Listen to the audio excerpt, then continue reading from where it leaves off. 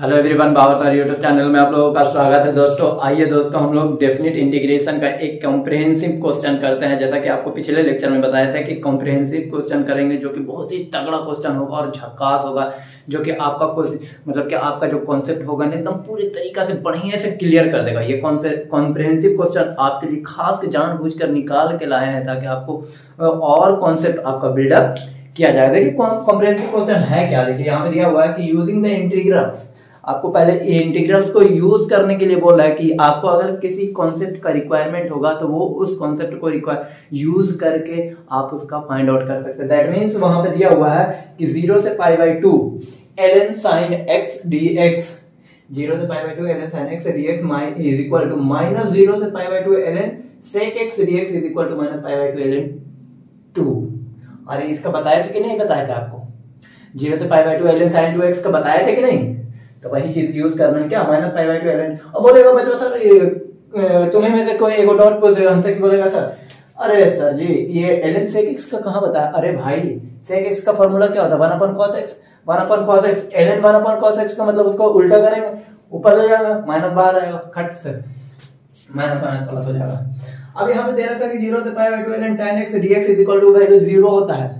अरे होता है, ये चीज आपको हम बताए थे कि एक बार इसमें प्रॉपर्टी इस्तेमाल कीजिएगा, ये कॉट में कन्वर्ट हो जाएगा, tan क्या होगा कॉट में कन्वर्ट होगा, और कॉट इनटू मतलब कि लॉग का प्रॉपर्टी इस्तेमाल कीजिए, log m प्लस m, वहां से एक टर्म आएगा log cot x into tan x, उसका मल्टीप्लिकेशन कितना 1, log 1 का वैल्यू कितना 0, खटाक से हटाइए, इसलिए इसका इंटीग्रेशन का वैल्यू 0। और ये आपको हम नहीं बताया था 0 से π/4 ln 1 plus tan x dx का वैल्यू π/8 ln 2 इसका वैल्यू होता है। ये भी प्रॉपर्टी के आधार पे आप बना सकते हैं डेफिनेटली।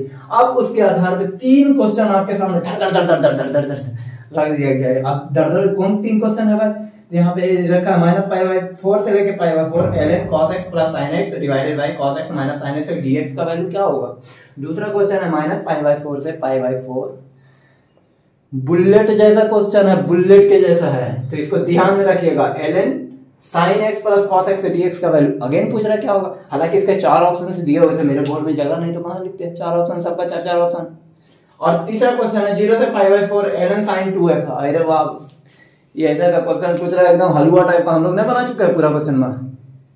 खैर अब मिटाते हैं बारी बारी से, एक एक करके बनाते जाते हैं। अब देखते जाते हैं कि आपके अंदर कितना मजा है। अगर जो बच्चा बनाने में इंटरेस्ट है तो 1 मिनट में बना के हमको इसमें कमेंट बॉक्स में कमेंट करके बताए तो बनता है कि नहीं। हाँ तो पहले ये वाला क्वेश्चन बनाएंगे, पहला नंबर क्वेश्चन बनाएंगे, दूसरा मिटा देते हैं, दूसरा और तीसरा मिटा दिया गया दोस्तों। तो पहला क्वेश्चन को ऊपर लिख दीजिए आप यहाँ से। सवाल ये है, हाँ π/4 से लेके ln sin x plus cos x divided by cos x minus sin x into dx। अब बोलेंगे कि ज्यादा नहीं लाइए नहीं तो बड़ा करवा जाएगा, वीडियो जाएगा 17। अब बोलेंगे जानते प्रॉपर्टी का इस्तेमाल कीजिए। अब बोलेगा इसमें प्रॉपर्टी का इस्तेमाल करेंगे। हम बोलेंगे अरे बचवा a से b रहता है fx dx, तो इसको प्रॉपर्टी क्या लगाते हैं, a से b लगाते हैं, f ऑफ क्या a plus b minus x, ये वाला प्रॉपर्टी इस्तेमाल करते हैं कि नहीं करते हैं? हाँ ये वाला प्रॉपर्टी आपको लिखा है। तो ये वाला प्रॉपर्टी -π/4 से π/4 है ना, तो यहाँ पे जानते दोनों का सम कितना आएगा। देखिए π/4 प्लस सॉरी माइनस है, -π/4 दोनों को जोड़ रहे हैं तो कट के कितना हो गया 0। तो 0, अब a प्लस b का वैल्यू कितना 0, अब माइनस कितना करेंगे x। इसका मतलब अगर मान लीजिए -a से a के बीच में रहता है ना fx और dx, इसको डायरेक्ट ऐसे लिखा जाता है -a से लेके a f of 0 minus x into dx। कहीं कहीं डायरेक्ट ऐसे लिख देता है बच्चा f ऑफ -x। बोले अरे सर -x से पास करवा दिया हो। हाँ वही बात है एक्चुअली, ये वाला प्रॉपर्टी इस्तेमाल करने के बाद ये आता है -x। कैसे आ गया हम ये बता दिए, अब डायरेक्ट लिखेंगे क्योंकि बार बार रिक्वायरमेंट हमको पड़ेगा, तो इसलिए धड़ल्ले से लिख देते हैं। इसको मिटा दीजिए, तो समझाने के लिए लिखा गया था। तो अब प्रॉपर्टी में लिखते हैं, अच्छा i बराबर इसको मान लेते हैं, इसको नंबर 1 मानते हैं। वाह वाह क्या बात है। i बराबर -π/4 से लेके π/4 ln माइनस sin x पास करा रहे हैं तो माइनस ऑफ sin x हो जाएगा, अब प्लस cos ऑफ -x हो जाएगा, और डिवाइडेड बाय वैसे ही cos ऑफ जैसे -x हो जाएगा, और minus of sine of minus x हो जाएगा। हड़बड़ाना मत रे बच्चा, नहीं तो गड़बड़ा जाएगा, मामले उलट पुलट हो जाएगा। तो ऐसे नहीं होना चाहिए। तनी तनी घन मुंह गा दीजिएगा सर जी। ओह गड़बड़ा जाएगा, गड़बड़ा हड़बड़ा के नहीं, हड़बड़ा के नहीं। यहाँ पे देखिए आपको एक चीज बताना हमको मतलब कि लाजिम होगा। Minus x is equal to how much, cos of x. ये माइनस एक्स रिप्रेजेंट करता है कि ये एंगल जो है ना कॉस का फोर्थ क्वाड्रेंट में, फोर्थ क्वाड्रेंट में कॉस क्या होता है, पॉजिटिव। और साइन क्या होगा रे बाबू, ए बच्चा झलक दिखला जा। ओ साइन के साथ माइनस आ गया सर, क्या क्योंकि जानते हो यहाँ पे फोर्थ क्वाड्रेंट, फोर्थ में साइन क्या होता है नेगेटिव, थर्ड में साइन क्या होता है नेगेटिव। थर्ड फोर्थ में तो नेगेटिव होता है, उसको तो कट से एकदम माइनस। अब देखिएगा हड़बड़ाइएगा नहीं, ये वाला कॉस जो है ना तो इसको प्लस में ही लिखे हैं देखिए, और ये वाला साइन था ना तो माइनस साइन एक्स कर दिया है। अब नीचे वाला बात करते हैं, ये जजमेंट कीजिएगा थोड़ा सा, कॉस एक्स तो कॉस एक्स, और ये माइनस माइनस माइनस प्लस हो जाएगा। वाह वाह साइन एक्स लिखे रहे, वाह वाह क्या बात है सर जी, मजा आ गया। अब कुछ भी नहीं रे बाबू, इसको नंबर 2 उसको नंबर 1। अब करना क्या है, ऐड कर दीजिएगा खटाक से एकदम। इक्वेशन नंबर 1 और इक्वेशन नंबर 2 को ऐड कीजिएगा तो मेरे पास सिचुएशंस क्या आएंगे, कुछ भी नहीं, एकदम मजेदार आएगा। देखो जगह तो कम है, मिटा दे क्या, मिटा देते हैं, ये वाला बीच वाला पोर्शन मिटा दीजिए ना। तो उसके बाद में 2i हो जाएगा, धड़ाक से यहाँ से 2i इधर लेफ्ट साइड में, और यहाँ पे माइनस π/4 से लेके π/4, और यहाँ पे ln वहां पे लिखा हुआ है कि cos x plus sine x, और नीचे में लिखा हुआ cos x minus sine x, और दूसरा है ln यहाँ पे लिखा हुआ cos x minus sine x, और नीचे में लिखा हुआ cos x plus sine x, और dx ऐसे घेर के बड़ा ऐसा घेर के दोनों को देखिए। हमको लिखना चाहिए था दो अलग अलग इंटीग्रेशन में है, लेकिन एक ही इंटीग्रेशन में कर देगा, स्टेप एक तो बचाएंगे ना, तो उसके बाद है ना लिखेंगे धड़ाक से हटाइए। उसके बाद करना क्या है, तो हो गया मेरे पास 2i is equal to minus π/4 से π/4 तक। चलिए ln, अब देखिए कितना बच्चा को हमको मतलब कि कितना बच्चा को फॉर्मूला याद है, जो लिखा हुआ log m plus log n, तो log m into n log m into n log m into n, यानी कि हो गया मेरे पास cos of x plus sine of x। गजब हो गया सर, गजब हो गया, cos of x minus sine x। और यहाँ पे इनटू ऐसे ऐसे ऐसे ऐसे घेर के बढ़िया से लिखिएगा, थोड़ा सा तनी सा मतलब कि ऐसे घेर के लिखिए ना, इनटू हो जाएगा cos of x plus sine x divided by cos of x minus sine x, ये पूरा लॉग के अंदर में। और देखिए cos x plus sine x ऊपर है, ओ यहाँ तो गड़बड़ा गया, वही चीज बार बार लिख दिया ना, ये वाला लिखना था। यहाँ पे लिखिए cos of x minus sine x, और डिवाइडेड बाय हो जाएगा cos of x minus sine plus sine x। अब देखिए ये ऊपर माइनस वाला और ये नीचे माइनस प्लस वाला कर दिया, ये प्लस वाला ये प्लस वाला कट गया, तो कितना आ गया log 1। तो मेरे पास 2i का वैल्यू कितना है दोस्तों, ln 1, that means log 1। 2i is equal to minus π/4 से लेके π/4 ln 1, तो 2i का वैल्यू हो गया माइनस π/4 से लेके π/4 0, तो i का वैल्यू कितना आ गया 0। एक आंसर ये सी में दे रखा था, 0 हो गया खटाक से, समझा रहा बच्चा। अब दूसरा नंबर याद कीजिए, क्या क्वेश्चन में दिया हुआ था। क्वेश्चन नंबर दूसरा ऐसा दिया हुआ था कि i बराबर दे रखा था, दूसरा नंबर i बराबर माइनस π/4 से लेके π/4, ये भी ठीक है, ln साइन x प्लस कॉस x इंटू dx, इसको नंबर 1 मान लेते हैं। अब प्रॉपर्टी इस्तेमाल कीजिए, माइनस x पास करवा दीजिए, क्योंकि माइनस से प्लस तक है ना, तो i इज इक्वल टू हो जाएगा माइनस π/4 से लेके बच्चा, अरे ओ बच्चा, क्या हम डायरेक्ट लिख दें एक स्टेप बचाने के लिए, ये डायरेक्ट हो गया। बोलिएगा सर ऐसे कर, अभी पिछले बार किए थे ना। अब जैसे लिखते हैं यहाँ पे माइनस कॉस एक्स, तो माइनस मतलब कॉस ऑफ माइनस एक्स, तो उसका वैल्यू क्या होता है कॉस एक्स। यहाँ पे लिखते हैं साइन ऑफ माइनस एक्स, उसका वैल्यू क्या होता है माइनस साइन एक्स, तो डायरेक्ट लिख दिया प्रॉपर्टी इस्तेमाल करके।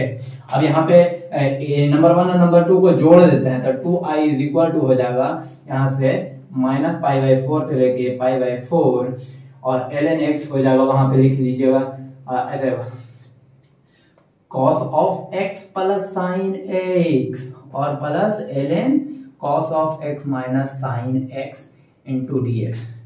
अब किसी के मन में डाउट होगा कि ई क्या हो रहा है, हो क्या रहा है। अब देखिए क्या हो रहा है, तो यहाँ से आ जाएगा 2i is equal to minus pi by 4 से लेके pi by 4 ln log m into log n होगा, तो यहाँ a प्लस बी है इंटू a माइनस बी है, तो a square minus b square हो जाएगा, यानी कि डायरेक्ट लिखे ना cos square x minus sine square x। और किसी बच्चा को cos square x minus sine square x का फॉर्मूला पता हो तो वो धड़ाक से लिख देगा, जानते क्या, माइनस पाई बाई 4 से लेकर पाई बाई 4 ln cos 2x और dx, ये 2i बराबर हो गया। समझ में आया क्या?